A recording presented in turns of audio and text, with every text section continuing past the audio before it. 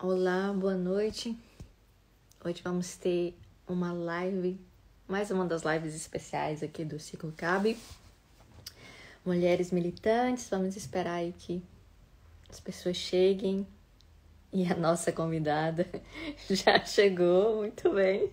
Pontualíssima, pontualíssima. Peraí, deixa eu...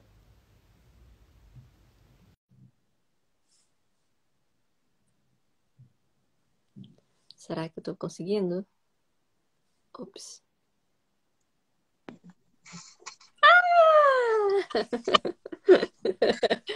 Olá, Olá, você tá me ouvindo bem? Eu vou tentar colocar um sim, fone. Eu não sou muito boa, não sou muito tecnológica, sou muito analógica ainda nessa. Então, eu comprei isso daqui agora à noite. Deixa eu ver se funciona. Peraí.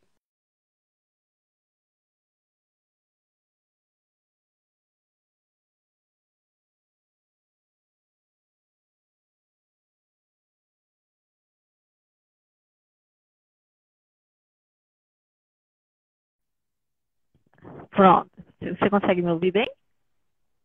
sim, consigo. Tá me ouvindo bem também? Tô ouvindo bem, sim. Tô ouvindo bem. Ah, que felicidade! Olha, boa noite, né? Boa tarde, né? Ainda é 5h30, né? Não, eu tô ouvindo com eco, acho que eu vou tirar. Acho que eu vou tirar, peraí.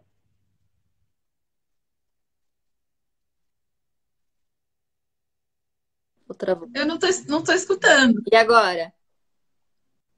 Agora sim, Eu acho que assim é normal. melhor porque tava dando eco, não tava conseguindo. Eu ouvia minha voz rebombando, rebombando. Ah, aí não adianta. É, é, é. Eu tô muito feliz em tê-la aqui, né? Porque sou uma grande admiradora do seu trabalho, né? E então, assim, tô bem feliz. Bom, a gente faz esse. A CAB é um grupo, é um coletivo de mulheres que ajudam outras mulheres brasileiras no exterior, né? A gente começou lá em 2018, lá em Coimbra, em Portugal. Eu estudava lá duas outras membros do coletivo também faziam mestrado em Direito. Eu fazia na Sociologia, lá no SES, o doutorado, né? O doutoramento. E tivemos vimos, né, alguns episódios de assédio contra mulheres brasileiras, então criamos o coletivo, né? O coletivo que acabou se expandindo, expandindo, expandindo. Depois não era mais só assédio sexual propriamente dito, começamos a auxiliar outros tipos de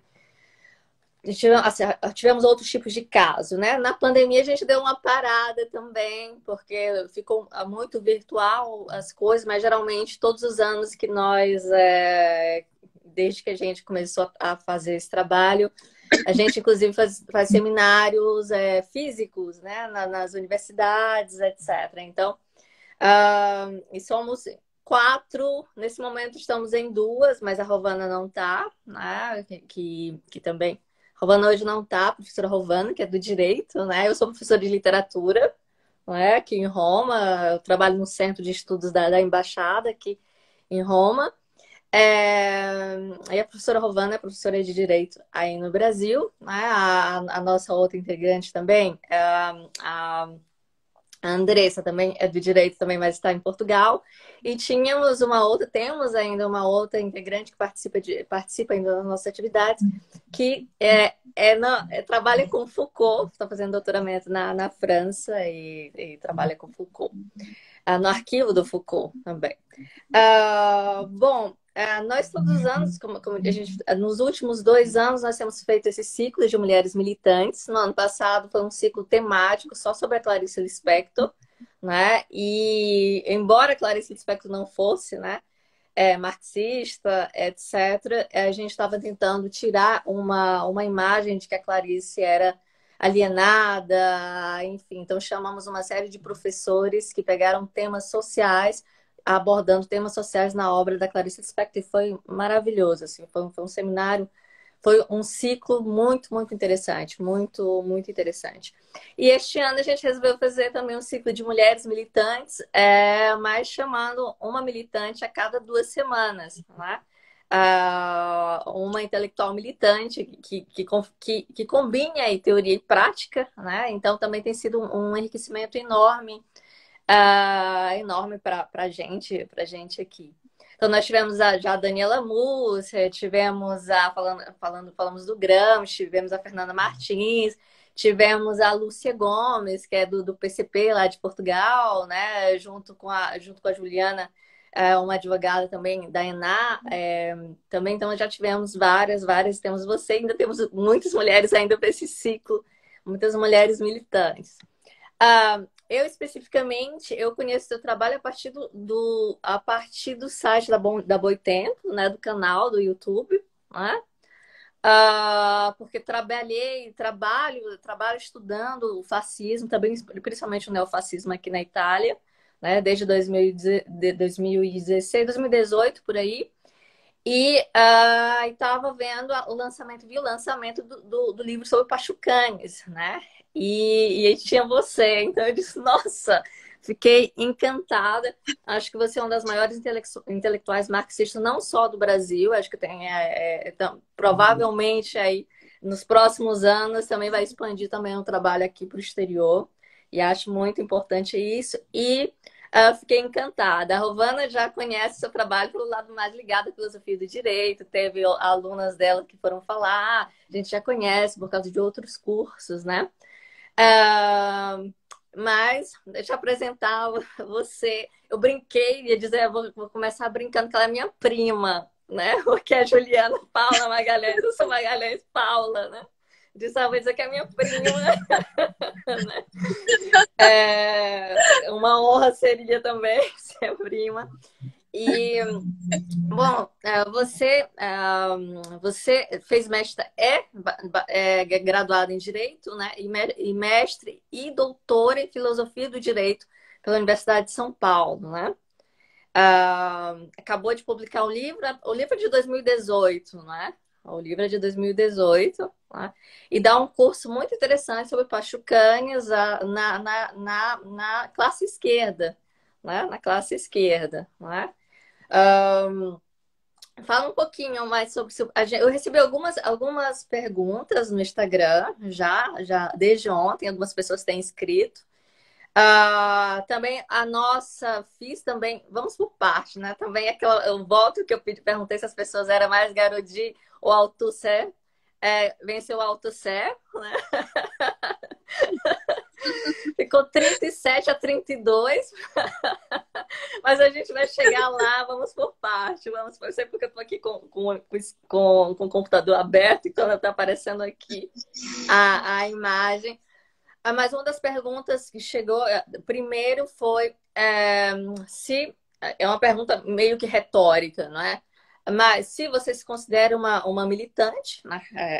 E quando você começou esse percurso, quando caiu a ficha, assim, não, esse é o caminho que eu quero seguir de militância, como e quando? Conta um pouquinho pra gente. Obrigada, Marcela. É uma alegria imensa estar aqui com você. Muito feliz mesmo de estar aqui com você, com todas e todos que estão também nos acompanhando. Fico muito feliz de te conhecer também. Fico feliz de você ter me conhecido por intermédio de um vídeo e ter vindo falar comigo. Foi sensacional esse encontro.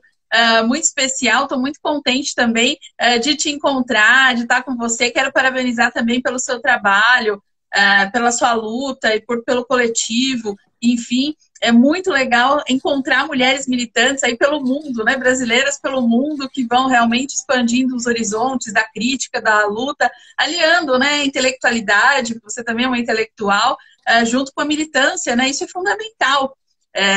Que nós tenhamos isso para o horizonte. Bom, eu, me apresentando aqui para o pessoal, eu comecei realmente, né, eu sempre tive alguém, fui uma pessoa que não conformada, digamos assim, com o mundo, como as coisas estão, e quando realmente eu tive na aula na Faculdade de Direito, que realmente, que eu encontrei o Alisson, foi meu professor, e aí realmente que despertou para essa crítica marxista do direito.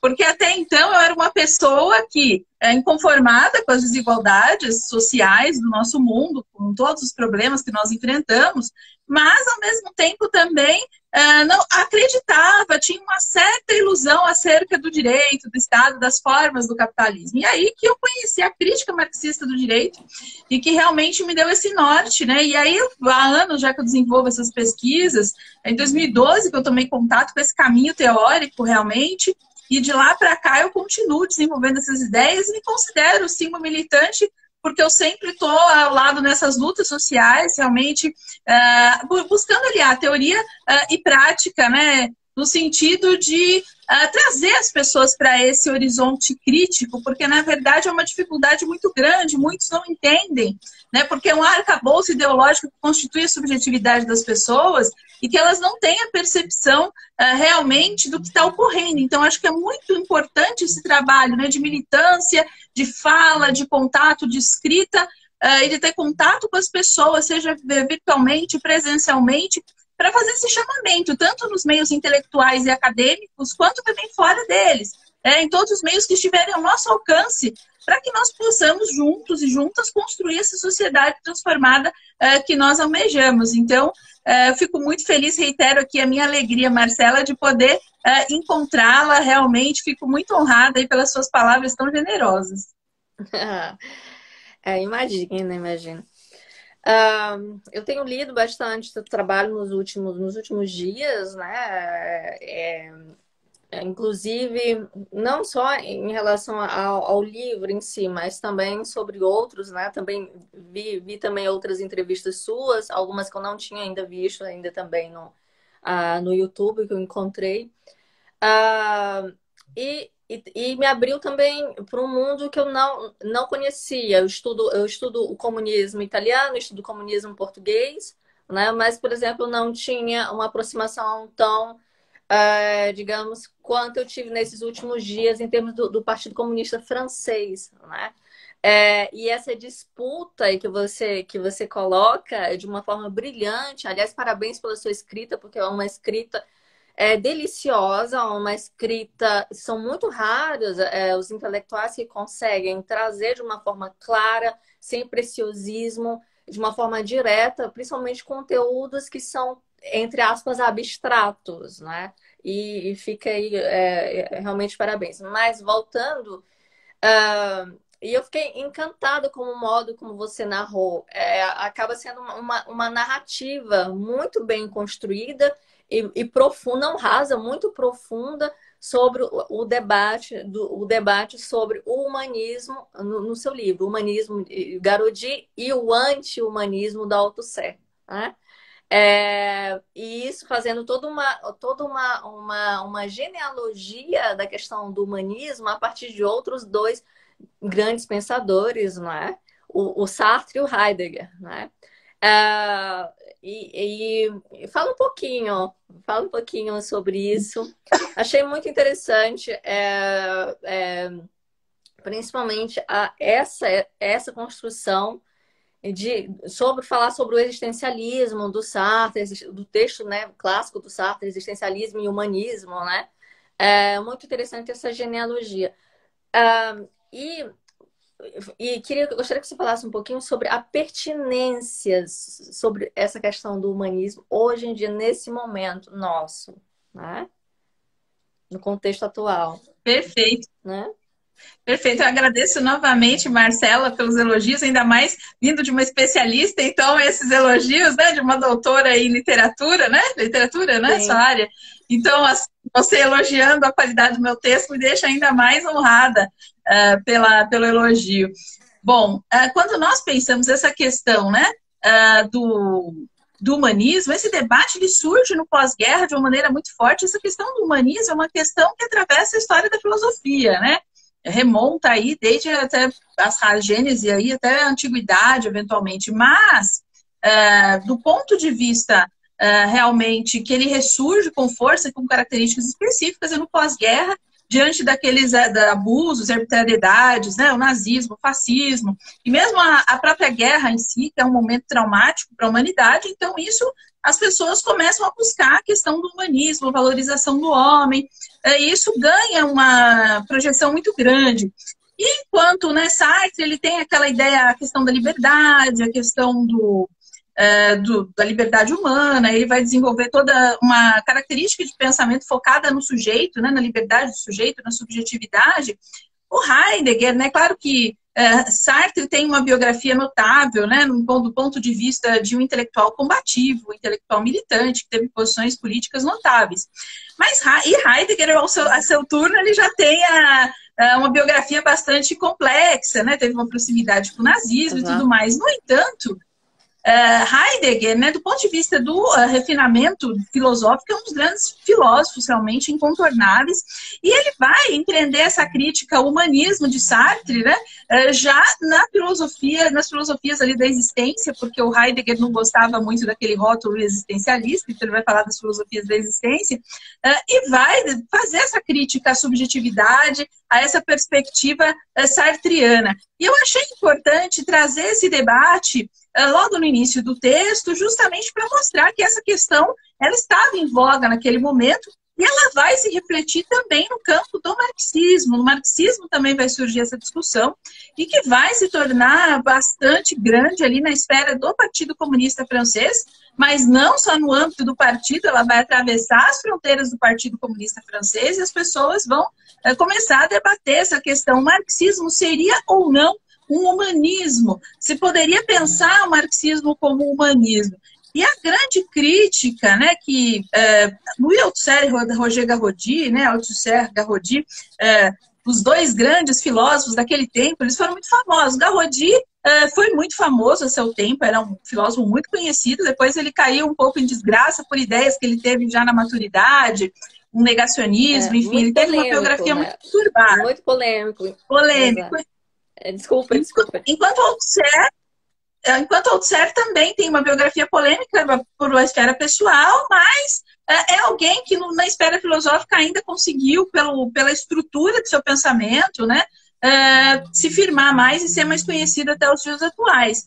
Mas esse debate que eles vão empreender é justamente, né, simplificando aqui, resumindo bastante para desenvolver essa conversa, né? O marxismo, na realidade, para Althusser, ele é colocado como uma ciência, né? Marx é um descobridor de um continente, é o continente história, então ele vai pensar o marxismo, o Marx, especialmente na maturidade de Marx, como alguém que trabalha a partir de um arcabouço teórico próprio. Ele é um cientista, como os grandes cientistas da história da humanidade. Enquanto que o Garaudy, ele vai ter o seu foco numa obra de juventude de Marx, que são os manuscritos econômico-filosóficos. E ele vai trabalhar com essa perspectiva do jovem Marx, que tem aquela ideia que parte do homem, né? Então a raiz, tomar as coisas pela raiz para o jovem Marx, seria tomar o homem como sendo a raiz de tudo.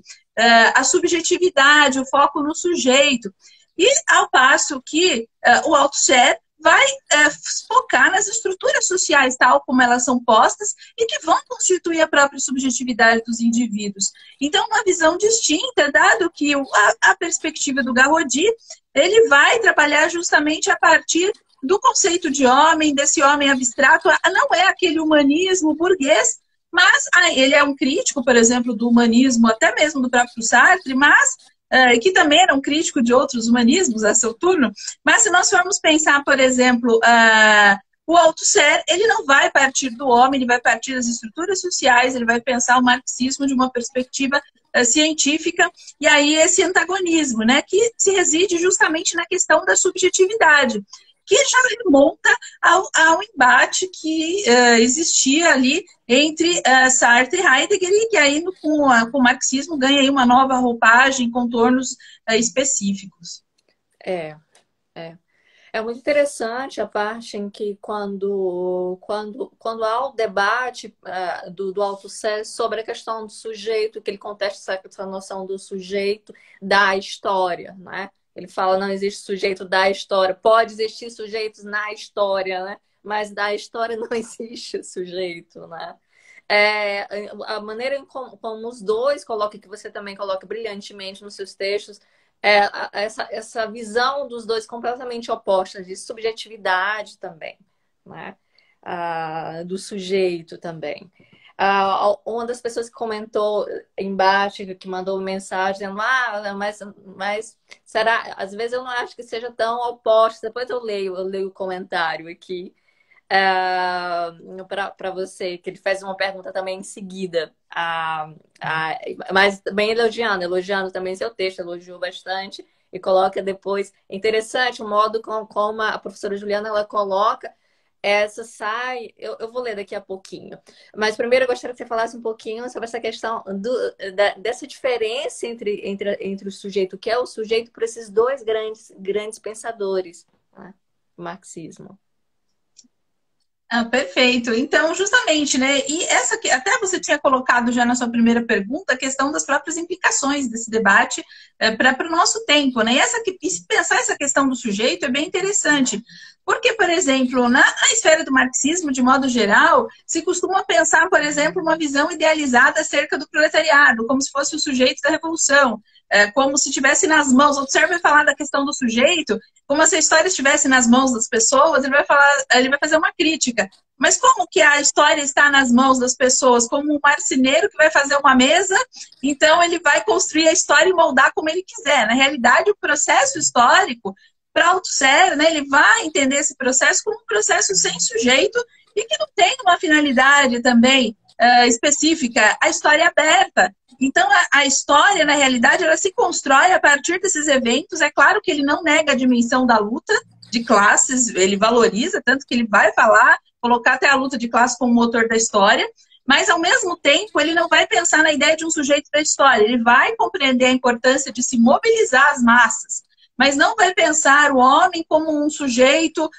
que vai realmente partindo do homem. Ele vai pensar em termos de estruturas sociais dadas. E um ponto importante, né, para a questão da luta política, né, justamente não se ter essa visão mitificada do proletariado e entender também, o Husserl ele vai trabalhar a questão da ideologia, como que as práticas materiais e os aparelhos ideológicos do Estado vão constituir a subjetividade das pessoas. Porque às vezes se usa uma linguagem, né, é uma lavagem cerebral que é feita nas pessoas. Eu quero dizer que é muito mais do que isso. É a própria constituição subjetiva dos indivíduos que se dá a partir da ideologia, dos aparelhos ideológicos do Estado. Elas constituem o sujeito. Elas dão as balizas a partir das quais as pessoas vão pensar. Então, por isso que é muito difícil, né? Ao mesmo tempo, né, a transformação social ela não se torna mais compreendida em uma perspectiva idealizada. A nossa tarefa se torna mais difícil. Mas, ao mesmo tempo, nós dispomos de uma ferramenta mais avançada justamente para poder atingir esse caminho de mobilização das pessoas. E não tendo essa visão mitificada do proletariado, enxergando, claro, a luta de classes, isso é um pensamento central para o Husserl, mas pensando em termos de massas e não pensando em termos de um sujeito ali que se põe idealizado da história. E a história também não tem uma teleologia, não tem necessariamente vamos chegar ao socialismo, isso é uma fatalidade, isso realmente chegará. Ou um mero desenvolvimento das forças produtivas, simplesmente, levaria ao socialismo. Na realidade, isso vai demandar luta e acontecimentos que podem surgir, a história aberta, podem desencadear esses eventos transformadores, mas demanda a luta efetiva. E mais do que uma modificação, simplesmente um mero desenvolvimento das forças produtivas, como se houvesse uma teleologia no processo histórico, temos que transformar as relações de produção, como elas se põem na sociedade. Então, é isso que tem que ser transformado também para que nós consigamos lograr essa transformação social. E não é algo que virá de graça, digamos assim, vai demandar luta, vai demandar muita luta, e é esse o pensamento de Husserl, mas sem mitificar o proletariado, sem pensar essa questão do indivíduo que toma a história nas mãos como se fosse o agente da história. Na realidade, a divergência reside no fato de que Garrodi, o foco dele está realmente na obra de juventude de Marx, ainda que ele vai trabalhar com conceitos como alienação, por exemplo, uma espécie de uma essência perdida, e pensa o socialismo como se fosse aquele momento ideal da história da humanidade, como se fosse quase que um reino de Deus na Terra. nós sabemos que a construção do socialismo ela demanda luta, e a construção do socialismo também, a própria sociedade socialista, não é um mundo ideal, ele é um mundo real, materialmente atingível, mediante uma ruptura com essas estruturas, e que vai ter os seus conflitos também, que vão ter que ser ali solucionados, mas é o fim da sociedade pautada pela exploração. Então, o Garrodi, até pela própria linguagem, ele trabalha numa perspectiva idealizada e até vai desembocar numa perspectiva, como é o foco dele na subjetividade, também do ponto de vista da questão do próprio sujeito de direito, né? E que isso vai desembocar, por exemplo, numa perspectiva de que, a partir dessa leitura, que impactou, por exemplo, o próprio Partido Comunista Francês, que vai falar, vai ter lá sua resolução pautada por um humanismo, não obstante o próprio Garrodi depois é expulso do partido, enfim, mas a resolução ali que sai do partido é uma resolução reformista. Então, em última instância, esse debate repercute no fato das pessoas pensarem que o direito, por exemplo, seria um instrumento de transformação social, se meras reformas poderiam levar ao socialismo. E, na realidade, a própria dialética para Althusser é pensada em termos de ruptura. Não dá para conservar o capitalismo, né? Nada do capitalismo. Inclusive, o próprio arcabouço ideológico que estrutura esse modo de produção. Então, não será por meio das estruturas postas no capitalismo que nós vamos conseguir transformar a sociedade. E essa crítica que ele faz ao humanismo é uma crítica bem importante, porque quando se... Althusser vai usar essa expressão. Quando se canta a canção humanista ao proletariado, se mascara a luta de classes, né? Porque todos os homens são irmãos. Então, veja, se apaga que as pessoas estão divididas em classes, que enquanto uns são os donos do meio de produção, os outros não tem nada, só a sua força de trabalho para poder sobreviver, que são forçados a vendê-la. Então, quando se fala esse discurso, essa canção humanista, né, por direitos humanos ou coisas do gênero, se mascara a realidade social que está posta. Então, inclusive, né, o próprio Balibar, que é um discípulo de Althusser, ele vai dizer, olha, Althusser até no campo da política, ele vai retomar aquele discurso que o próprio Marx faz no Capital, proletários do mundo univos, reforçando a ideia de luta de classes e não pensando numa sociedade idealizada, o que nós vamos construir, porque muitas pessoas têm essa visão, queremos um mundo melhor, mas dentro de uma chave humanista que, na realidade, acaba enxugando gelo e não alterando materialmente essa sociedade. Então, acho que o Althusser ele dá esse ferramental, empreendendo essa crítica da subjetividade e, eminentemente, a subjetividade jurídica, dado que no capitalismo todos se entendem como sujeitos de direito, né? Que podem comprar, podem vender, podem contratar, são livres e são iguais.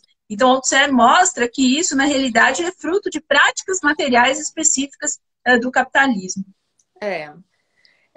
Tenho várias perguntas a partir dessa fala. Uma delas é essa ideia mesmo, que você mesmo contesta, nós marxistas também contestamos em vários momentos, é esse imaginário de que o socialismo vai acabar com todos os problemas, como se fosse também não só algo quase inalcançável, porque é muito idealista, mas mesmo assim, quando chegarmos, né? Porque se não chegarmos aí, o mundo vai acabar, né? Porque o capitalismo tá deixando a vida inviável, né? Já deixa a vida inviável, mas se continuar, o planeta inteiro vai acabar. Mas chegando ao mundo, né, chegando a alcançar o socialismo, não vai ser idealizado, né? Teremos problemas também, né? E eu concordo, porque quando o Althusser fala muito na questão, a gente meio que assim, a impressão que me dá é assim, Garrodi, vamos falar que até a crítica do Althusser, né? A crítica à ideologia, que esse humanismo é ideológico, etc.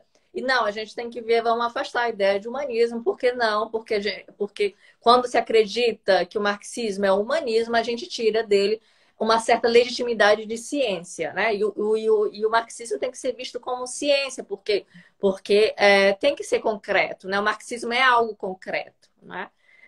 A gente só pode mudar o mundo concretamente, em lutas, né?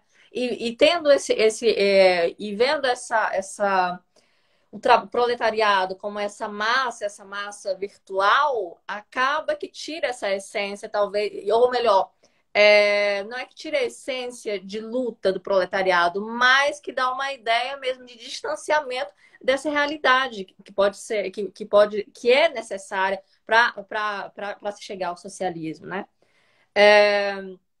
Nesse sentido, eu gostaria de perguntar.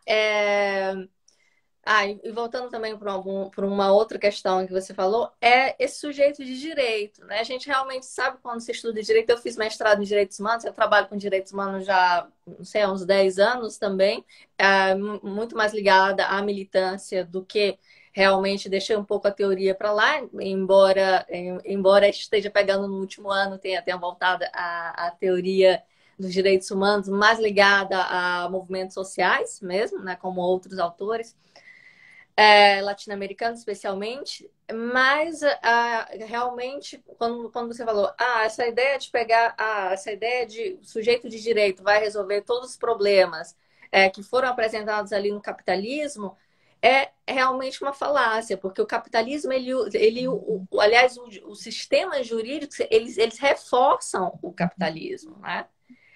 Eles são essenciais ao capitalismo. A gente vê, e todos praticamente todas, se não todas, os massacres que houveram durante a história da humanidade, pelo menos ontem eu estava lendo sobre o Edito de Rotari, né? Como foi importante aqui na Itália o Edito de Rotari, porque teve a questão foi a primeira vez na história italiana em que um rei tinha colocado leis depois do Império Romano. E era importante porque naquele momento existiam as leis germânicas dos longobardos que tinham invadido a Itália, e a noção de liberdade era que tudo era permitido dos germânicos. Eles só poderiam ser punidos pela família se cometesse alguma coisa. Então, quando havia brigas entre famílias, acabava que os melhores guerreiros se massacravam. Então, o Rotari, ele resolveu, não, peraí, vamos fazer o seguinte, vamos colocar, se houver uma ofensa, vamos colocar que não pode mais matar. Vai ser pago uma indenização pecuniária, né? Vai ser cobrado um valor pecuniário por uma ofensa. Isso foi em 690 e alguma coisa, assim. Mas a gente vê, e vendo todas essas leis que a partir de então apareceram aqui na Itália, que não eram mais leis familiares, né? A justiça não era feita em família, era porque era necessário um código de lei para fundar, para ter um Estado, né? O Estado ele precisa de leis para regulá-lo. E a gente vê que a partir desse exemplo, por exemplo, do Rotário, a gente vê como a questão do dinheiro ele já está ligada a essa fundação, do primeiro código de lei, por exemplo, aqui na Itália, né? Então acaba sendo que é bem interessante se pensar nisso. Bom, vamos colocar aqui pensar no direito que permite uma regulação do Estado, mas que, na verdade, ele está ali encobrindo um sistema que é extremamente excludente como o capitalismo, como pode ser possível pensar numa possibilidade efetiva de socialismo dentro desse contexto, né? Aí a gente tem aí o Pachucanes, né? Conta um pouquinho pra gente sobre o Pachucanes, como ele chegou na sua vida, né? Como ele chegou na sua vida. Perfeito, Marcela. Excelentes as suas considerações. E realmente, Pachucanes, né, ele é um autor que aparece no próprio livro também, já, porque a partir do momento, né? Então, Evgeny Pachucanes, né, para quem nos acompanha, é um jurista russo, né? Então, eu estava falando aqui, Garrodi e Althusser, dois filósofos franceses, Garrodi e Althusser, e Pachucanes, Evgeny Pachucanes, é um jurista russo que participou da Revolução Russa, e alguém que permite, né, uma leitura justamente. Podemos fazer uma leitura acoplada, digamos assim, entre Althusser e Pachucanes. Por quê? Porque a partir do momento em que Althusser vai pensar o marxismo enquanto ciência, focando, né, no ferramental teórico específico do marxismo e focando na obra de maturidade de Marx, é justamente a partir dessa obra de maturidade que Pachucanes vai empreender a crítica marxista do direito. E Althusser também empreende um caminho de crítica à ideologia jurídica. Então, aqui, só para fazer um comentário breve, de modo geral, as pessoas, né, aqui a Itália e o Brasil são bastante semelhantes nesse ponto. A corrupção como se fosse uma grande mazela. E há uma idealização de que a partir do momento em que vencermos a corrupção, nós vamos, pronto, estamos no paraíso. E, na realidade, nós sabemos que a corrupção é inerente ao próprio capitalismo, dado que esse modo de produção se estrutura a partir da mercadoria. Então, você falou da questão do dinheiro, exatamente. Então, isso atravessa as relações sociais, ele constitui. Então, se nós quisermos uma transformação estrutural da nossa sociedade, tem que ser o fim das formas sociais do próprio capitalismo. E aí é que Pachucanes vai ser um crítico dessa questão das formas sociais, vai mostrar que a forma jurídica deriva justamente da forma mercadoria, que o sujeito de direito ele surge justamente quando as pessoas precisam, para sobreviver, vender a sua força de trabalho, precisa se celebrar contrato de trabalho. Essa é uma especificidade do capitalismo, dado que anteriormente ou a pessoa era escravo ou era servo, então é no capitalismo que isso se generaliza, que se torna um modo de produção efetivo. Então, aí é que o direito realmente se torna o direito propriamente dito que nós conhecemos, nucleado nessa figura do sujeito de direito. Então, quando nós pautamos, né, as nossas lutas, pensamos na transformação social por meio do direito, como você bem colocou na sua fala, nós estamos reforçando, na realidade, as formas do capitalismo. É claro que o imediato, muitas vezes, da nossa vida social é o que nós temos para hoje, né? Então, não, digamos assim, sabemos da importância, né, das pessoas que atuam numa advocacia combativa ou atuam na esfera dos direitos humanos, mas sabemos do limite, do teto que tem isso também. Sabemos que isso não pode promover uma transformação estrutural da sociedade, que para isso nós precisamos mobilizar as massas. E até retomando uma questão importante, essa questão do socialismo. Quando nós pensamos nessa perspectiva conjugada, né, de Althusser e Pachucanes, que é o grande jurista do marxismo, nós também não temos ilusões no sentido de que o socialismo pode ser construído a partir das formas do capitalismo. Na realidade, essa ditadura do proletariado, e Althusser gosta desse termo, o Partido Comunista Francês queria tirar o termo ditadura do proletariado, porque não, isso remonta a uma ditadura, e fala, não, mas esse termo é um clássico do marxismo, porque ele evidencia que tem luta de classes. Então, quando se fala ditadura do proletariado, nada mais é do que o povo no poder. Então, é isso, né? Para se contrapor às formas capitalistas e à própria democracia burguesa, que na prática acaba sendo uma ditadura da burguesia, dado que a capacidade de deliberação do povo era muito limitada, de participação popular. Então, quando nós pensamos, né, essa questão do socialismo, ao mesmo tempo que ela não é idealizada, no sentido de se pensar nem teleológica, uma concepção teleológica da história, que é fatalmente chegaremos ao socialismo, e também não penso o socialismo em uma perspectiva idealizada, mas também não penso o socialismo a partir das formas do capitalismo, do arcabouço da ideologia jurídica. Então, aí é que se faz, por exemplo, a crítica ao stalinismo, por exemplo, que na realidade acabou...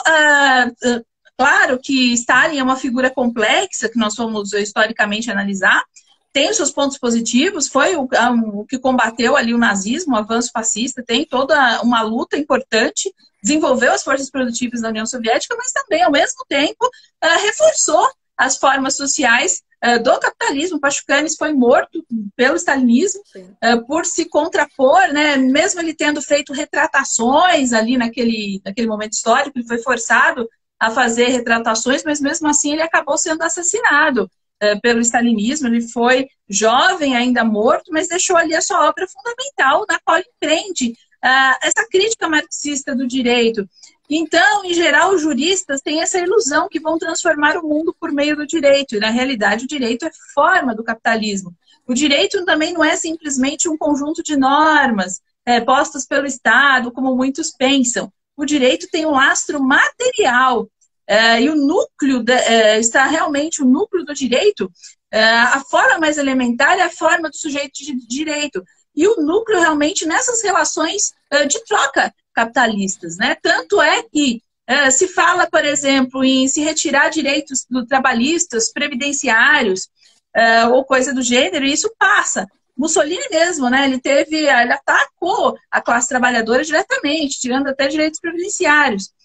No entanto, quando nós pensamos, por exemplo, no núcleo do direito, o direito civil, por exemplo, nesse sentido, essas normas é quase que impossível se pensar uma sociedade capitalista, não tem como pensar sem esse núcleo do direito, né? Porque ele nunca é atacado, ninguém ataca, vamos acabar com o Código Civil, por exemplo. Não, mas vamos acabar com a legislação trabalhista ou previdenciária, esse tipo de coisa, ele acaba sendo atacado porque a demanda está na esfera da luta. Mas há um núcleo duro ali do direito que realmente constitui essas relações no capitalismo. Então, eu acho que é uma questão central, inclusive para nortear as lutas políticas, porque as pessoas têm aquela crença nas instituições, na democracia burguesa, que faz parte de todo um arcabouço ideológico, né? O Husserl é um grande crítico da questão da ideologia, e isso constitui a subjetividade das pessoas. As pessoas só pensam em lutas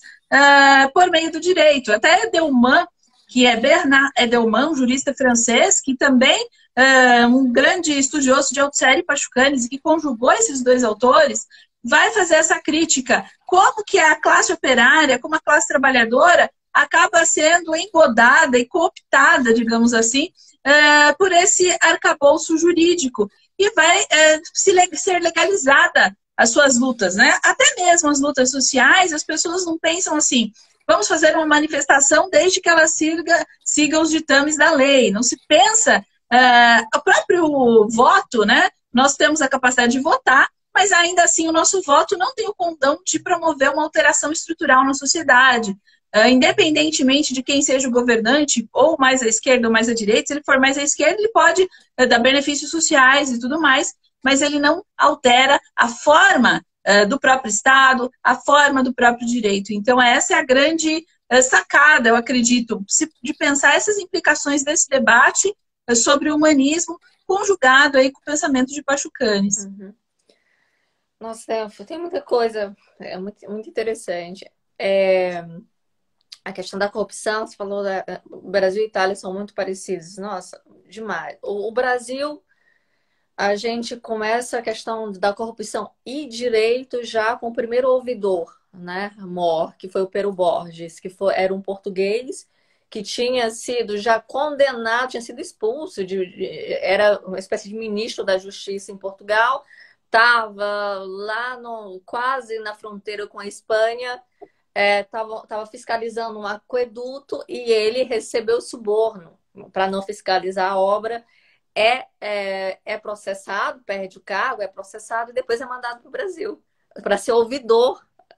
Para ser ouvidor, que também seria o nosso primeiro, entre aspas, o nosso primeiro-ministro. Então, assim, primeiro-ministro da Justiça do Brasil não era Brasil ainda, né? De terras brasílicas, como vai chamar o Alencastro, Felipe Alencastro, é um corrupto, né? E a gente vai ver isso em várias caricaturas. Tem caricaturas, por exemplo, do José Carlos na revista, se não me engano, na Carioca, na Carioca, se não me engano, que vai falar, tem assim, que tem, vamos acabar com a corrupção vestida como uma mulher também, ou seja, é um constante na história do Brasil, na história da Itália também, né? E esse discurso de combater a corrupção é muito do fascismo também, e na atualidade também. Aqui nós tivemos a Operação Mãos Limpas, né?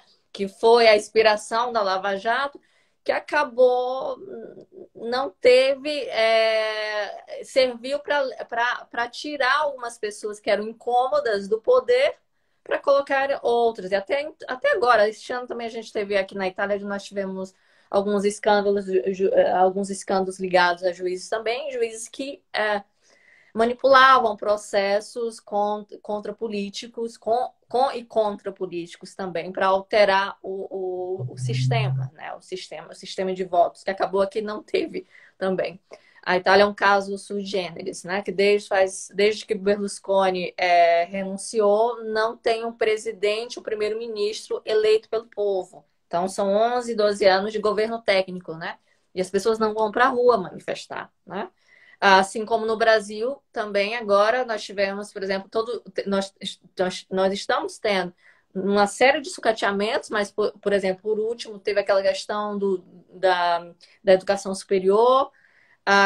Nenhum professor também foi para a rua. Acaba que a gente está vivendo, são golpes em cima de golpes, golpes em cima de golpes, que acaba que as pessoas não só não acreditam na representatividade política em si, né, eficiente, real, mas estão deixando para lá, estão deixando para lá. A gente vê ali manifestações, as manifestações que tivemos agora no Brasil, de direita foram porque foram pagas por partido XYZ, né? E a parte as principais manifestações que eu vi são manifestações, nossa, dos partidos comunistas, né? Que puxaram, que foram para as ruas, uma série de manifestações que estamos ali na luta mesmo, né? Na estrada, é, tentando mudar, né? E uma das falas que eu ouvi você falar, que eu também concordo, aliás, muitos de nós que somos comunistas concordamos, ou melhor, um ponto cardeal, é que a nossa luta não é uma luta de um tempo da nossa vida, é uma luta para além, né? Para além do tempo de uma vida. Tive um professor de Coimbra também, o professor José Manuel Mendes, que ele fala, a gente pensa que uma luta, quando ela acaba, ela morreu. Não, ela sempre deixa ali uma semente para outra. Né? E ele vai falando, ele fala uma série de, essa luta que teve depois inspirou essa daqui. Quer dizer, é uma corrente na história. É por isso que tem essa tentativa de apagamento de lutas, de histórias, de massacres, que a gente, no Brasil, nós tivemos tantos massacres que foram apagados, que não tá na nossa, não circulam, né? Não circulam, ficaram colocados de lado na história, não se fala, né? Até a própria palavra massacre muitas vezes é retirada, se coloca outros nomes, né? Quando é uma coisa peculiar daqui, quando eu vim estudar aqui na Itália, sem falar do direito, mas quando eu iniciei o mestrado, o mestrado não, o doutorado aqui na Itália, nós tínhamos um seminário, uma disciplina que era estado de exceção, né? E nos estudos de estado de exceção, a gente espera já, né? Nazismo, etc, etc. Algumas situações específicas, e não, o professor começou, em Bolonha, falando de estado de exceção com a Guerra de Canudos. Entende?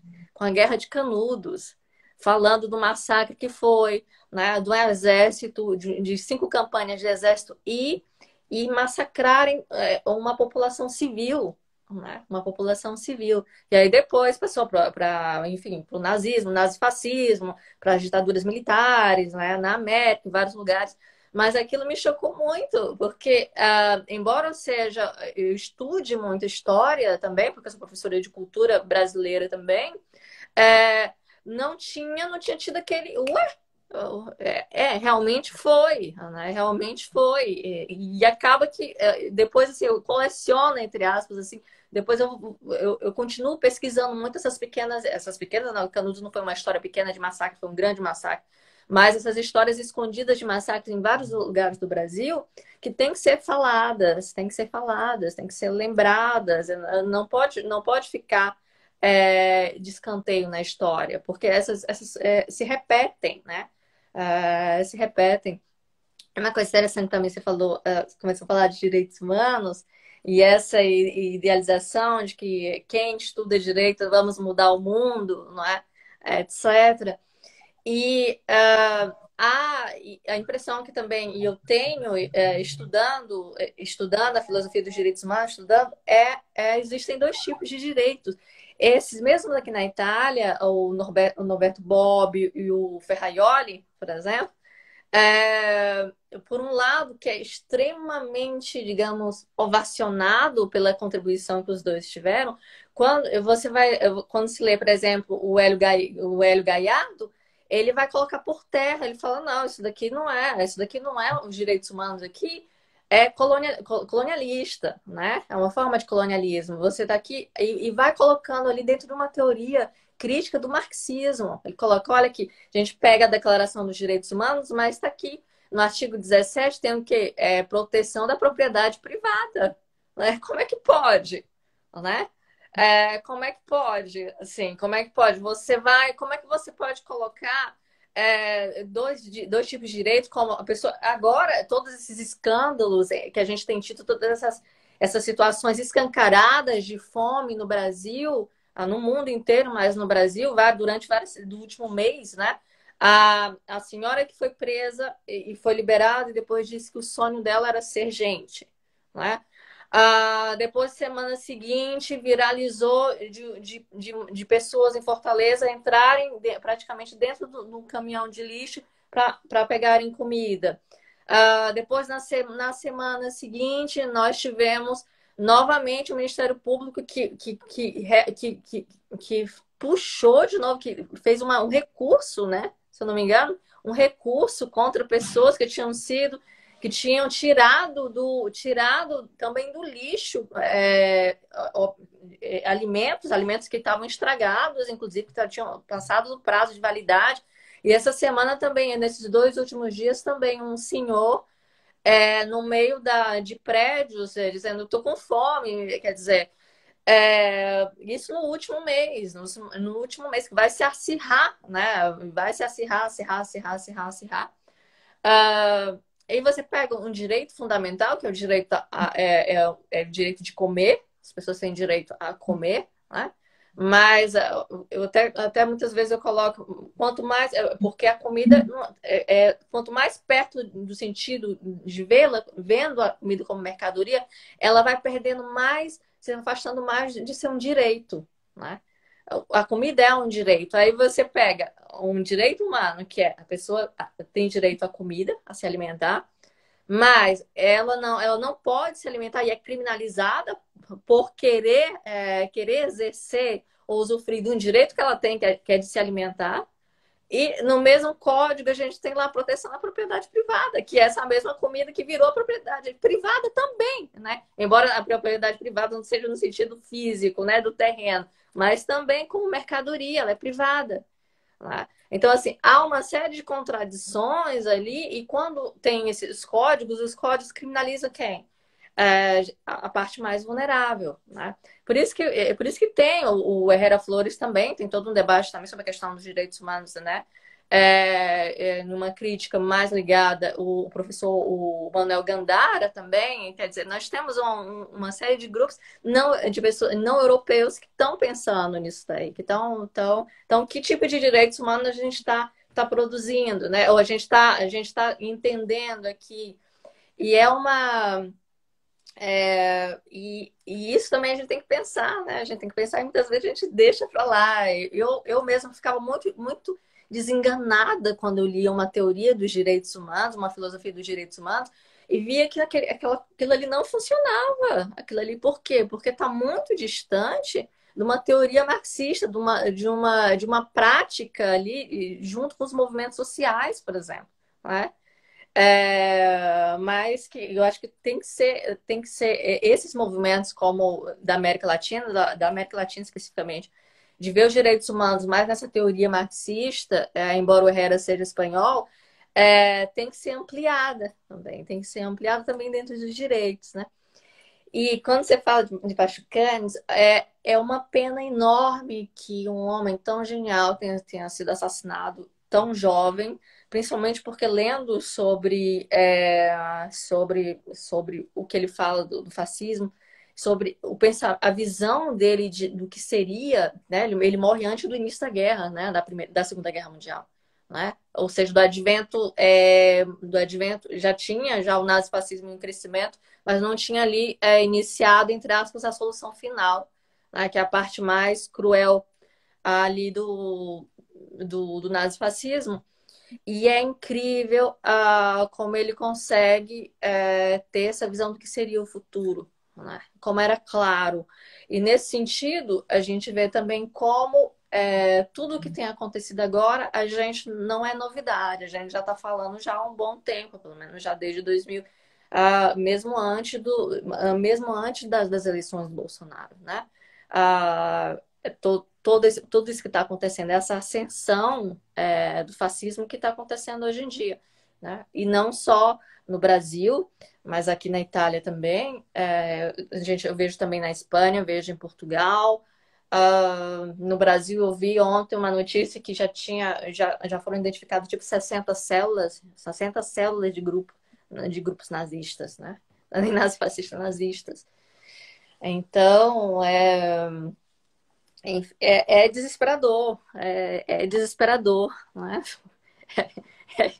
É desesperador, é muito, muito desesperador. Né? E eu acho muito interessante isso que você também sempre fala, principalmente acho que você cita bastante Lênin também, a questão de conjugar, né? Aquela frase maravilhosa do Lênin que a gente tem que estudar, né? A gente tem que conjugar a teoria e a prática, né? A teoria e a prática elas têm que caminhar juntos. Nesse sentido, eu vou fazer a pergunta que é sobre a revolução, né? O que seria, qual seria um caminho para a revolução, né? O que poderia ser caminhos para a revolução neste momento? O que a gente poderia se mobilizar mais do que a gente tem se mobilizado? Que tem tido mobilização, mas ainda tem uma mobilização nossa bastante ativa, mas que a gente tem que expandir, né? Como a gente consegue expandir num momento tão desesperador como esse, né? Esse é o grande desafio, né, de nós conseguirmos mobilizar as massas, né? O Althusser vai falar muito da questão dos aparelhos ideológicos de Estado. E essa é a grande dificuldade, porque os grandes aparelhos, vamos pensar na mídia, né? Claro que os aparelhos ideológicos também passam pelo próprio direito, que é o aparelho fundamental.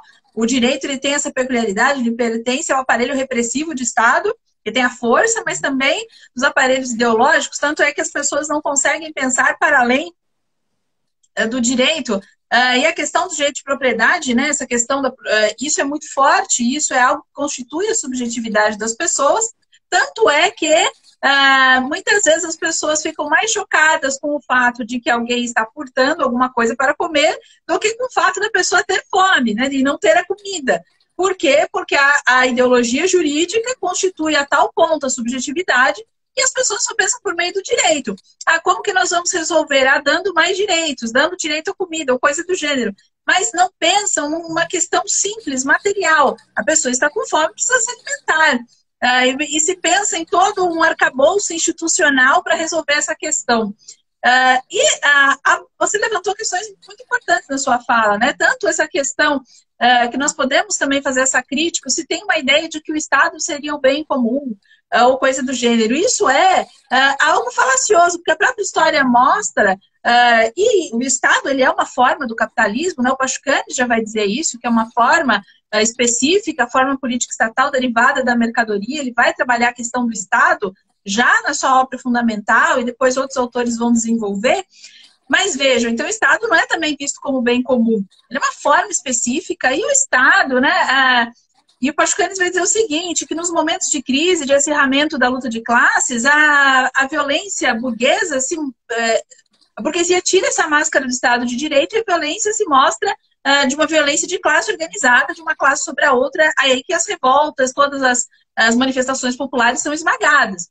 Então tem-se esse desafio de construir essas manifestações e ao mesmo tempo o desafio que vai se ter se essas manifestações ganharem aí corpo e adesão, todo o aparato jurídico vai vir em cima também. A violência organizada virá criminalizando os movimentos sociais, os movimentos de luta. Então, para construir essa revolução, nós temos que pensar para além das instituições, que as pessoas às vezes pensam movimentos institucionais, partidários, né? Política só partidária. Tem que transcender a fronteira do partido em termos dos moldes da democracia burguesa. Pensar o partido revolucionário, não só simplesmente dentro dessa estrutura burguesa. E se atingir as massas, das maneiras que estiverem ao nosso alcance. Então, pequenas células nas quais nós possamos falar de socialismo. Então, Alisson falou recentemente sobre os centros socialistas, é uma iniciativa fundamental, porque já que nós não dispomos, o ideal se nós tivéssemos, nós temos os grandes veículos de televisão aí na Itália, a RAI, né? a grande canal de TV, ou aqui no Brasil a Rede Globo, nós não temos, né? Se nós tivéssemos, seria maravilhoso. Faríamos uma novela ou um filme sobre Lenin, sobre Pachucanes, e as pessoas no dia seguinte seriam sobre Alexandra Kollontai, e no dia seguinte as pessoas estariam revolucionárias. Mas nós não temos essa estrutura nas mãos, então temos que lutar com o que tivermos à nossa disposição.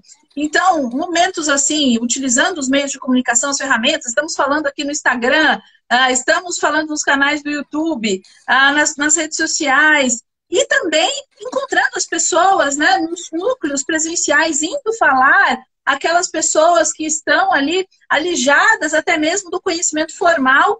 Nós precisamos acessar essas pessoas, escancarar que essa sociedade é estruturada na exploração e mobilizar essa revolta que, em certa medida, já está nas massas, porque o fascismo ele tem essa habilidade.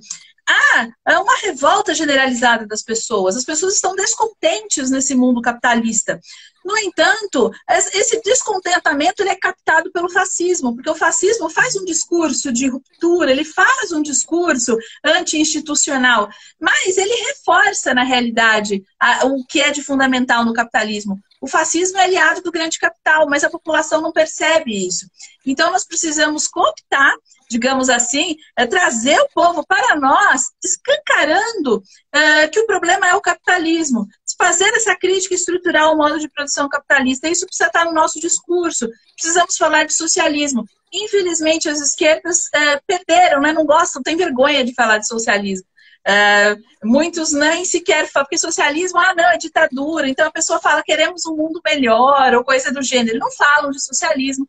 E isso não, infelizmente, as grandes figuras da política não falam em socialismo, então o desafio ele é muito maior. Mas também ele não é inatingível. E vamos pensar, Lenin, você lembrou bem a figura de Lenin. Ele fez uma revolução, uma Rússia ali agrária, czarista, mobilizando o povo com pão, falando em pão, terra e paz. E conseguiu mobilizar aquele povo para fazer uma revolução e transformar toda aquela estrutura social, derrubar tudo e construir algo novo, refundar aquela sociedade. Claro que depois nós sabemos, né, os rumos que aquilo tomou, mas foi um legado histórico incontornável. Então temos que construir isso. E você lembrou bem, o Brasil ele tem uma história assim de revoltas populares, de lutas populares, que ela é uma busca assim, não é à toa desse apagamento, com aquela ideia de que o brasileiro é um povo cordial, é um povo bonzinho, é um povo que não se revolta. O povo brasileiro, historicamente, já se revoltou muito, então nós precisamos canalizar essa energia revolucionária realmente para a construção de uma nova sociedade. É daí que virá a revolução.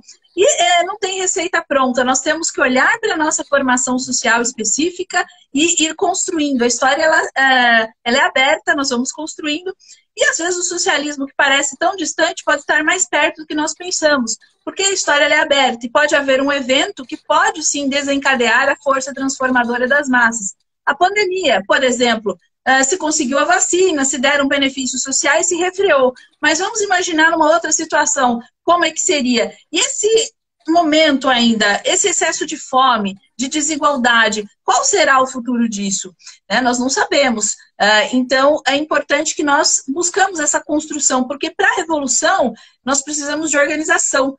Na realidade, não vamos esperar um espontaneísmo, né? Nós precisamos nos organizar e nos mobilizar, daí a importância dessa militância realmente, nesse intuito de transformar a sociedade. Exato. É muito interessante essa fala sua dessa. Também vi um outro vídeo seu em que você citava o professor Alisson falando da necessidade do centro, de dizer centro socialista, não um outro nome, socialista, né? Porque a gente está nesse momento, e eu vejo isso em vários ambientes que eu frequento, de comunismo mesmo, em que é clara essa ideia de que a gente está no momento que a gente precisa disputar o imaginário, né? Disputar, porque há um apagamento, sempre houve, e talvez sempre dentro desse sistema capitalista vai haver um anticomunismo muito forte. Mas houve um apagamento. Hoje mesmo eu vi uma série de discussões sobre o Marighella, que no filme que saiu. Aliás, hoje é aniversário, né, também, né? dizendo que foi para prática, teve uma diminuição muito grande. Eu não vi o filme, né? Não vi o filme e ainda não li o livro do Mário Magalhães. Mas que no filme não está ali muito claro. Há uma fala dele que é comunista, mas ali não parece que há um certo receio de colocá-lo, digamos, efetivamente. Repito, não vi o filme, não li o livro ainda, como um comunista, né? E eu vejo isso muitas vezes, eu muitas vezes no Instagram, no meu, eu vou colocando muito, tem esse escritor aqui, ele era comunista. Para quê? Porque muita gente fala de uma série de mentes que estão na memória coletiva atual brasileira que não se fala que era comunista. Niemeyer, não se fala. Niemeyer não se fala, por exemplo, Graciliano Ramos até que se fala, mas, por exemplo, esquecem da primeira fase comunista da própria Raquel de Queiroz, depois ela sai, mas que houve. O João Cabral de Melo Neto, a aproximação que ele tinha, apesar do processo que ele sofreu depois no Itamaraty, mesmo por conta dessa aproximação com o comunismo. Então, assim, todas essas coisas, o Ítalo Calvino, enfim, uma série de grandes intelectuais que de repente você vê o nome na mídia e de uma forma muito intensa ainda, mas que, não, peraí, não vamos colocar que é comunista. Não vamos colocar. E a gente tem que colocar para saber. Existe uma fala, se não me engano, do Michel Louvi, colocando. É assim, do Michel Louvi.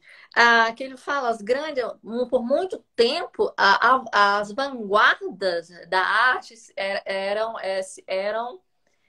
se coincidiam com o comunismo, né? Com as mentes comunistas. Assim, brilhante, é verdade. Você vai pegar próximo ano a gente tem os 100 anos da Semana de Arte Moderna. Quantos deles eram realmente comunistas, né?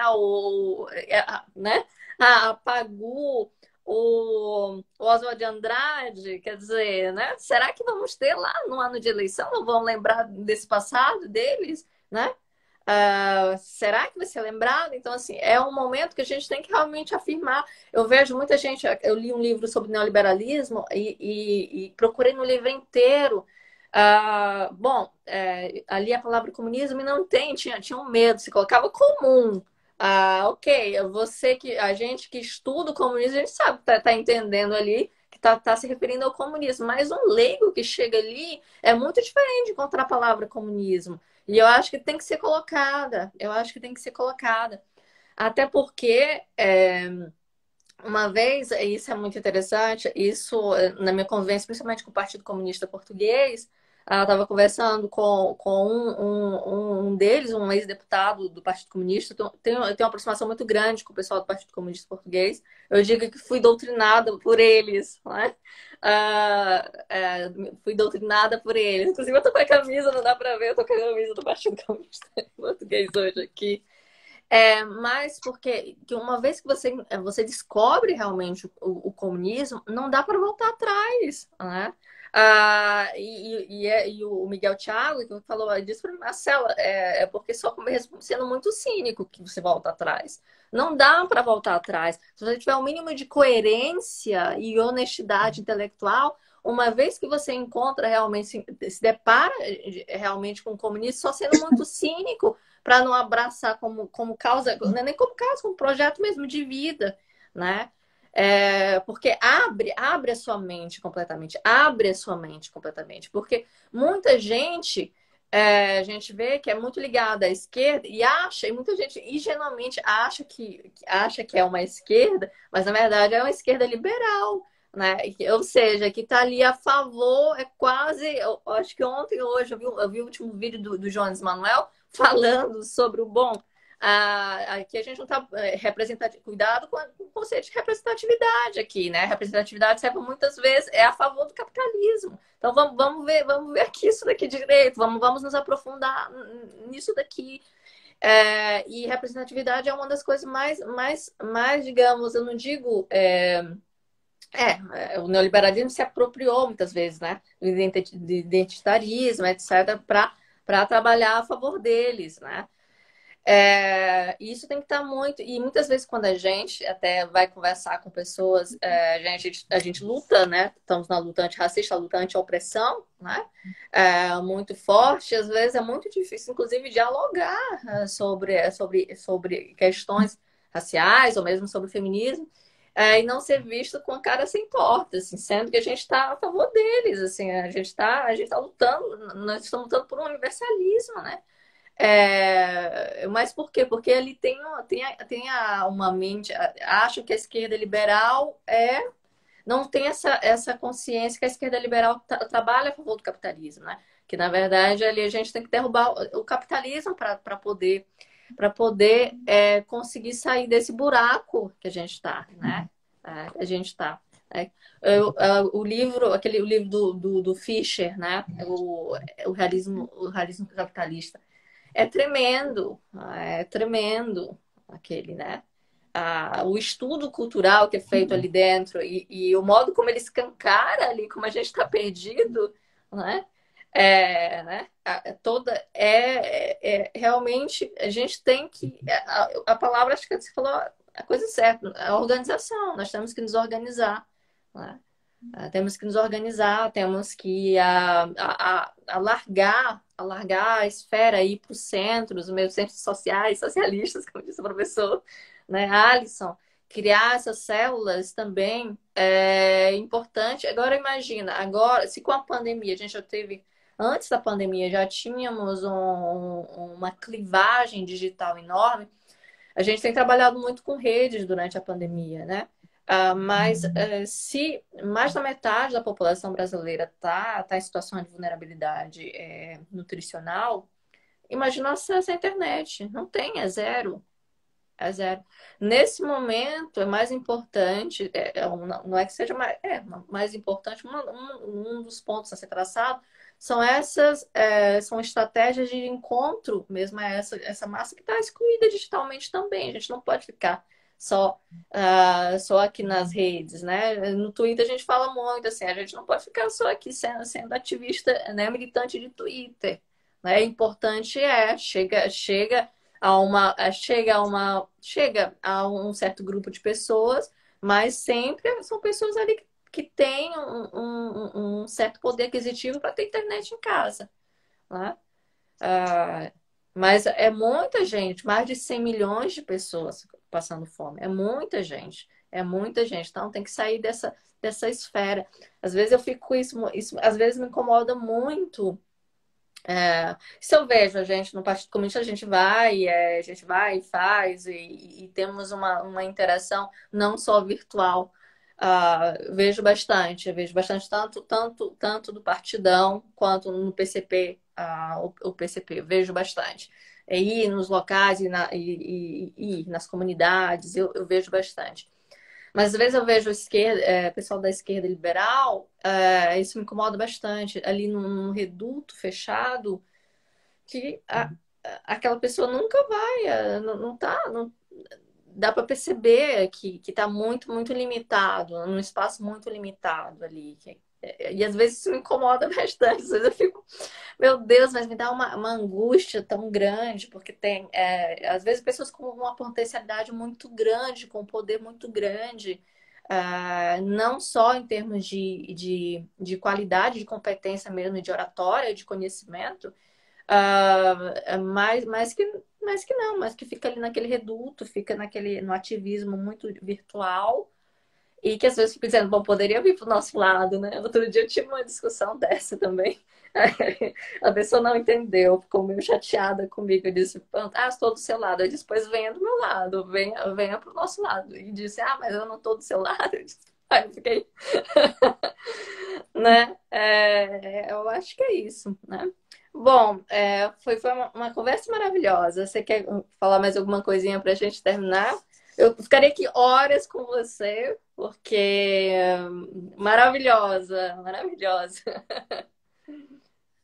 Obrigada, Marcela. Eu só quero agradecer imensamente. Adorei a nossa conversa, adorei ter te conhecido. Você já conhecia pelas redes sociais, mas agora a gente poder dialogar é sensacional. Adorei, realmente é muito bom saber de mulheres, conhecer mulheres militantes aí pelo mundo, brasileiras, né, como você, intelectuais, que estão aí trabalhando e mobilizando realmente pessoas, né, para pensar criticamente a sociedade e para transformá-la, porque esse realmente é o nosso grande desafio. Então, eu quero realmente agradecer muito e agradecer também quem está nos acompanhando também, que ficou conosco aqui nesse momento. E espero que tenhamos aí novas oportunidades de conversa, de diálogo. Será uma alegria sempre. Ah, eu que agradeço, agradeço. Mas alguém falou aqui, Jorge Amado, exatamente. O Jorge Amado foi um grande comunista, né? Inclusive foi deputado pelo Partido Comunista, o Jorge Amado, né? Foi deputado por São Paulo, inclusive, por São Paulo. Inclusive, quando ele conhece a Zélia, acho que era numa atividade política, a Gattai. Acho que ela está numa atividade política em São Paulo, se eu não me engano, né? Se eu não me engano. Depois ele E sai, até uma né? coisa. Depois há um afastamento dele, depois que ele vai à União Soviética e volta. Inclusive, Gabriela é o primeiro da fase, não, que ele se chama fase não stalinista, Jorge Amado. Mas mesmo assim, ele continua com a trajetória ligada a temas marxistas muito importantes também. Embora não seja o meu preferido, né? Embora não seja o meu, digamos, o meu escritor ligado ao Partido Comunista Brasileiro preferido. Eu prefiro outros que eu acho que foram mais coerentes do que o Jorge Amado. Enfim, mas isso é outra história. Isso é outra história. Muito obrigada, muito obrigada. Adorei. Eu também espero que a gente possa se ver mais, né? Não só virtualmente, mas também pessoalmente, né? Pessoalmente. Então, tchau, boa noite, muito obrigada. Muito obrigada. A gente vai deixar aqui salva essa live. Foi um prazer. Muito obrigada, principalmente. Eu aprendi muito lendo seus trabalhos, né? Como eu falei, não tinha conhecimento quase zero sobre o Partido Comunista Francês. Já tinha lido Althusser, a Garodi nunca tinha lido, nunca tinha lido. Então, para mim, foi uma felicidade muito grande poder aprender mais, aprender ampliar o meu conhecimento sobre o marxismo, sobre o humanismo no geral, sobre vários temas que você coloca no seu trabalho de forma, e novamente afirmo, brilhante, de uma forma que que dá para ler. Você realmente, eu também vi uma outra live sua falando dessas que você escreve é bem claro com essa intenção da audiência, que não é, né, da acessibilidade. E acho que você faz isso muito bem, de forma muito brilhante, de uma forma que não é rasa, é muito profunda, mas muito acessível. Então, novamente, parabéns. Espero também pelo seu próximo livro, né? Eu já sei que vai sair, que é da tese de doutorado, né? Então, espero também, ansiosa por isso. Então tá, muito obrigada, adorei, adorei. Tchau, boa noite para vocês. Tchau, tchau. Boa noite para você também. Tchau, Tchau, gente. tchau.